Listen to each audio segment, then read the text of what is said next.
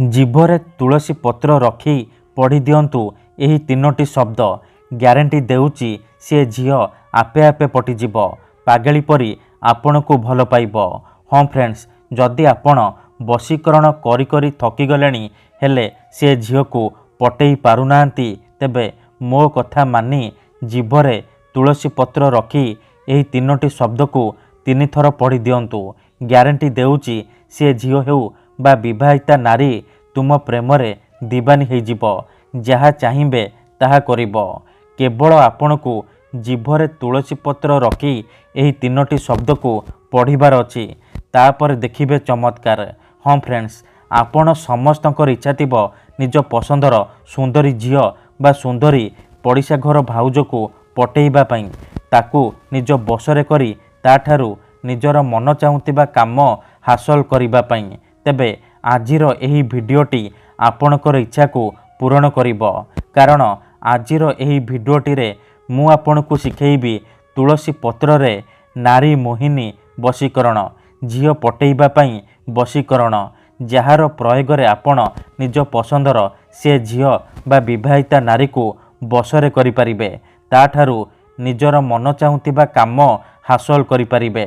जेउ झील पटु नथिला सीए निजे आसी आपणक सहित कथा हेब, आपण को भल पाउची बोली कहिब केवल तुलसी पत्रर साहाय्य। हाँ फ्रेंड्स, एथिपाई आपण को बेसी किछि करिबाकू पड़िबनी, केवल जीभरे तुलसी पत्र रखी एही तीनोटी शब्द को पढ़िबार अछि, तापर देखिबे चमत्कार। जेमिति आपण एपटे एही विधि को करिबे सेपटे से झील हेउ बा विवाहिता नारी छटपट होई उठिब।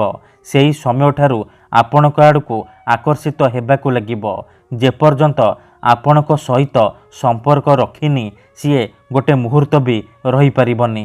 नमस्कार फ्रेंड्स, ओडिया फंडा चैनल को आपण मानकु स्वागत।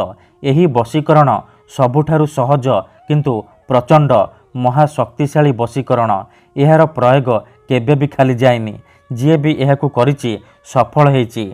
तेणु आपण भी तुलसी पत्र आनी आजिर एही वशीकरण करिकी देखंतु। ग्यारंटी देउची जेउ झील पटु नथिला से झील आपे आपे पटिजिब।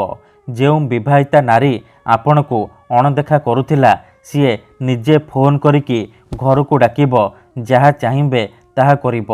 एही वशीकरण साहाय्य रे आपण पड़िशा घर सुंदरी भाउज को पटेई पारिबे, ताठारू निजर मन मुताबक काम हासिल करि पारिबे। तेणु मोर आपण मानकु अनुरोध कि मनरे कोनोसी खराब उद्देश्य किंबा कोनोसी खराब काम पई एही वशीकरण प्रयोग करिबेनी, काहेकि ना मात्र थरे।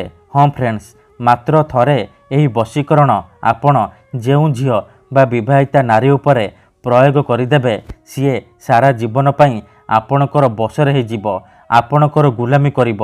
आपण ताकू जहा कहिबे जेमिति कहिबे सी करिब, कोनोसी प्रकार बाधा देब नाही। तेबे एही वशीकरण आपण किपरि करिबे, एहार प्रयोग विधि कौन मु आपनकु शिखेइबी। जानिबा पई भिडियोटी को मूलरु शेष पर्यंत पूरा ध्यान सहित देखिबे। ता पूर्वरु मोर आपण मानकु अनुरोध कि जदि आपण आम चैनल को नुआ आसीजंती तेबे दया करी चैनल को सब्सक्राइब करी पाखरे थिबा बेल आइकन को मध्य दबाई दियंतु। तेबे मने रखंतु एही वशीकरण विधि को आपण केवल गुरुवार दिन करिबे। सकाळ समय रे एही वशीकरण करिबे। गाधेई सफा वस्त्र पिंधिकी 3टी तुलसी पत्र आनिबे। गोटिए तुलसी पत्र रे आपण सेई झील बा महिलार नाम लिखिबे जहाको आपण निज बसरे करिबाकू चाहुचंती। आउ गोटिए तुलसी पत्र रे आपण निजर नाम लिखिबे। आउ गोटिए तुलसी पत्र रे स्वस्तिक चिन्ह करिबे। तापरे से 3टी तुलसी पत्र को एकाठी करी जीभ उपरे रखिबे किंबा जीभ तळे रखिबे। तापरे आखि बंद करिकी सेई झील बा महिला को मने मने भाबिबे, तार मुह को निज मनरे भाबिबे। तापरे एही मंत्र को 3 थर पढ़िबे। ओम त्रिंग त्रिंग त्रिंग, ओम त्रिंग त्रिंग त्रिंग। एही मंत्र को 3 थर पढ़ी सारिबा परे आपण जीभ उपरु तुलसी पत्र को काढ़िबे।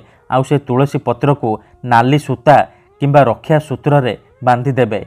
एतिकी करि सारिबा परे आपण 5 थर सेई झील बा महिलार नाम कही से तुलसी पत्र रे फुंकी देबे।